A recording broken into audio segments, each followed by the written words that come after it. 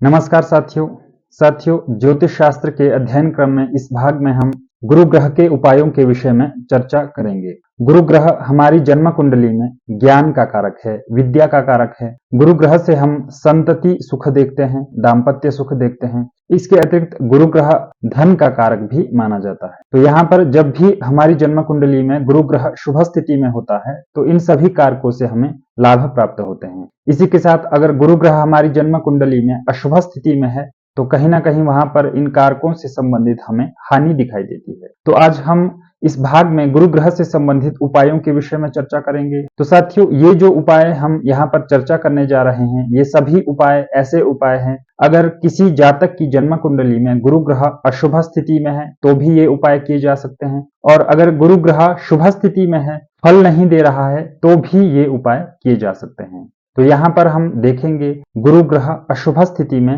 किस अवस्था में होगा। तो साथियों, जैसा कि आप जन्म कुंडली में यहाँ पर देख सकते हैं, गुरु ग्रह अगर 6, 8, 12 इन भावों में स्थित है तो यहाँ पर गुरु ग्रह अशुभ फल देगा, क्योंकि 6, 8, 12 ध्रुव स्थान है, बुरे भाव है।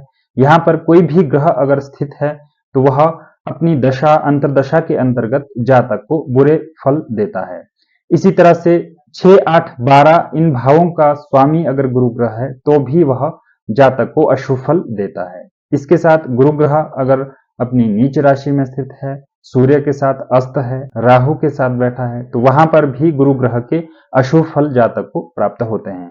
तो ये कुछ मापदंड है जो गुरु ग्रह के लिए देखे जाएंगे। तो साथियों, अब हम उपायों के विषय में चर्चा करेंगे, कौन से उपाय हमें गुरु ग्रह की अशुभता को दूर करने के लिए करने चाहिए। तो यहाँ पर सबसे पहला और सबसे सर्वश्रेष्ठ उपाय यही है, अगर गुरु ग्रह हमारी जन्म कुंडली में महादशा के अंतर्गत चल रहा है अथवा अंतरदशा के अंतर्गत चल रहा है और अशुभ परिणाम हमें दे रहा है, अथवा शुभ स्थिति में भी अगर हमारी जन्म कुंडली में गुरु ग्रह स्थित है, तो वहां पर हमें नित्य अपने सामर्थ्य अनुसार गुरुवार के व्रत को धारण करना है। गुरुवार के व्रत के साथ ही हम यहाँ पर गुरु ग्रह के बीज मंत्रों का भी जाप करेंगे। गुरु ग्रह का बीज मंत्र ओम ग्राम ग्रीम ग्रोम सह गुरवे नमः, यह गुरु ग्रह का बीज मंत्र है और गुरुवार के व्रत के साथ हम इस बीज मंत्र का जाप कर सकते हैं, और संख्या में 76,000 हमें यह मंत्र जपना है और अपने सामर्थ्य के अनुसार हम इस मंत्र का जाप कर सकते हैं।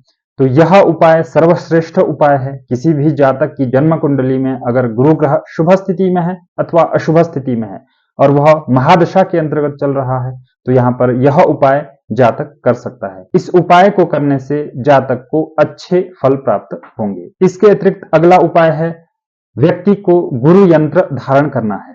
जातक भोजपत्र पर अनार की कलम और लाल चंदन की स्याही से अथवा अष्टगंध से गुरु ग्रह का यंत्र बनाए और उसका विधि पूर्वक पूजन करके चांदी की ताबीज में अगर धारण करता है तो वहां पर भी जातक को अच्छे लाभ प्राप्त होते हैं। तो यह भी एक अच्छा उपाय है जो जातक को गुरु ग्रह की दशा के अंतर्गत करना चाहिए। इसके अतिरिक्त जातक पीली वस्तुओं का प्रयोग कर सकता है। यह उपाय उन जातकों के लिए है जिनका गुरु ग्रह शुभ स्थिति में है लेकिन फल जातक को प्राप्त नहीं हो रहे हैं, तो वहां पर तो इस तरह के जातकों को पीली वस्तुओं का प्रयोग करना है। इसके अतिरिक्त जातक गाय की सेवा अगर करता है तो वहां पर भी गुरु ग्रह को शुभ किया जा सकता है। साथियों, एक ऐसा उपाय जो किसी भी जातक की जन्म कुंडली में अगर गुरु ग्रह दशा के अंतर्गत चल रहा है तो वह कर सकता है। यह उपाय है, जातक को पीपल का वृक्ष लगाना है और उसकी प्रतिष्ठा करनी है और उसको नियमित रूप से तब तक जल देना है, तब तक उसकी सेवा करनी है जब तक कि वह बड़ा ना हो जाए। तो यह भी एक ऐसा उपाय है जो गुरु ग्रह के अशुभता को दूर करेगा। जातक को गुरुवार के दिन ब्राह्मणों को भोजन करवाना है, साथ ही ब्राह्मणों को दक्षिणा दे, गुरु ग्रह से संबंधित वस्तुओं का दान करें, साथ ही धार्मिक ग्रंथों का दान करें, तो भी यहाँ पर गुरु ग्रह को शुभ किया जा सकता है।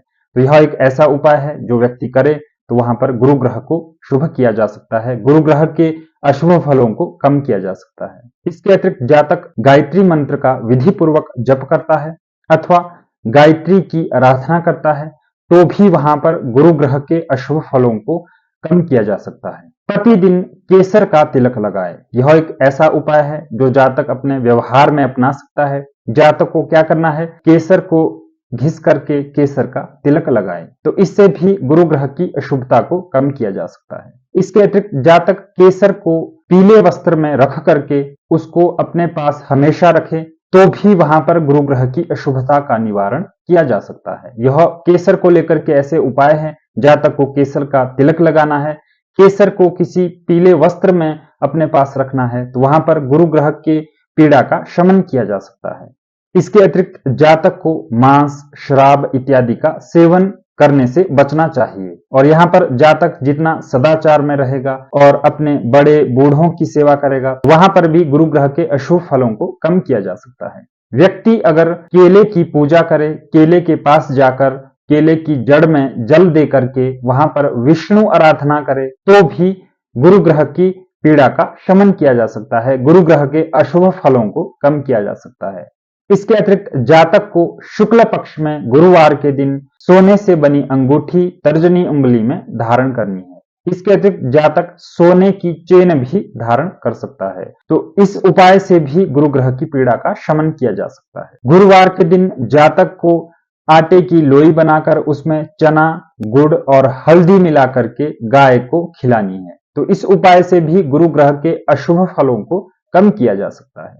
साथियों, एक ऐसा उपाय जो जातक अपने व्यवहार में अपना सकता है, जातक अपने सामर्थ्य अनुसार मंदिर में जाए और मंदिर की साफ सफाई करे। जातक को यहाँ पर अद्भुत परिणाम प्राप्त होंगे। जातक मंदिर में नित्य जाए अथवा अपने सामर्थ्य अनुसार जातक को मंदिर जाना है, तो हो सके जातक को मंदिर की सफाई करनी है, तो वहां पर भी गुरु ग्रह के अशुभ फलों में कमी दिखाई देगी। इसके अतिरिक्त जातक अगर पंचमुखी रुद्राक्ष विधि पूर्वक धारण करता है, तो वहां पर भी गुरु ग्रह के अशुभ फलों को कम किया जा सकता है। गुरु ग्रह की दशा चल रही है, जन्म कुंडली में गुरु ग्रह शुभ स्थिति में हो अथवा अशुभ स्थिति में हो, जातक को गुरु दीक्षा लेनी चाहिए और व्यक्ति के गुरु द्वारा दिए गए मंत्र का जाप करना चाहिए, तो यहां पर भी कहीं ना कहीं गुरु ग्रह के अशुभ फलों को कम किया जा सकता है। इसके अतिरिक्त जातक अगर देसी गाय के शरीर में, देसी गाय की पीठ पर एक उभरा हुआ भाग होता है, उस भाग को अगर जातक सहलाता है, तो वहां पर भी यह एक ऐसा उपाय है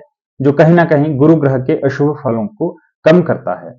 जातक को अपने गुरु ग्रह की महादशा के अंतर्गत अथवा अंतरदशा के अंतर्गत केले का पौधा अवश्य लगाना है। जातक केले का पौधा लगाए, उसको जल दें और तब तक उसकी सेवा करे, उस केले के वृक्ष की, जब तक कि वह वृक्ष बड़ा ना हो जाए, तो इससे भी गुरु ग्रह की पीड़ा का शमन किया जा सकता है। इसके अतिरिक्त जातक को पुखराज धारण करना चाहिए।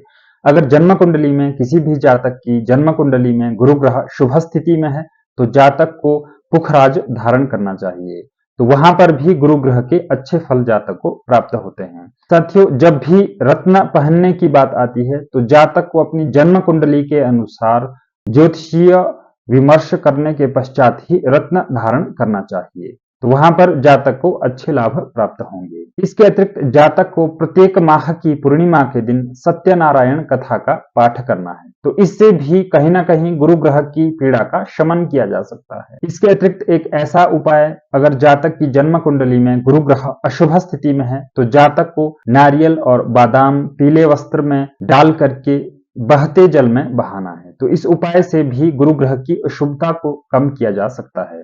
तो साथियों, ये कुछ गुरु ग्रह से संबंधित उपाय हैं जो हमें करने चाहिए, जिससे कि गुरु ग्रह की अशुभता को कम किया जा सके। और वहां पर अगर गुरु ग्रह शुभ स्थिति में है लेकिन फल देने में असमर्थ है, तो वहां पर गुरु ग्रह फल देना प्रारंभ कर देगा। तो ये कुछ ऐसे उपाय हैं जो हमें करने चाहिए। इसके अतिरिक्त गुरु ग्रह से दान योग्य कुछ वस्तुएं हैं जो हमें दान करनी चाहिए। पीले चावल, चने की दाल, हल्दी, शहद, पीले फल, केला इत्यादि, पपीता, पीला वस्त्र, गाय, पीला कंबल, बेसन के लड्डू, शक्कर, सोना, पुखराज, धार्मिक ग्रंथ, ये सभी गुरु ग्रह से संबंधित दान योग्य वस्तुएं हैं जो हमें करनी चाहिए। जन्म कुंडली में अगर गुरु ग्रह अशुभ स्थिति में है, तो हम इन वस्तुओं का दान कर सकते हैं, जिससे कि गुरु ग्रह के अशुभ फलों में कमी की जा सके। तो साथियों, ये कुछ गुरु ग्रह से संबंधित उपाय है, प्रत्येक व्यक्ति को करने चाहिए, जिससे कि गुरु ग्रह उनकी जन्म कुंडली में शुभ फल प्रदान कर सकें। तो इसी के साथ हम अगले भाग में बुध ग्रह से संबंधित उपायों के विषय में चर्चा करेंगे। मिलते हैं अगले भाग में। नमस्कार।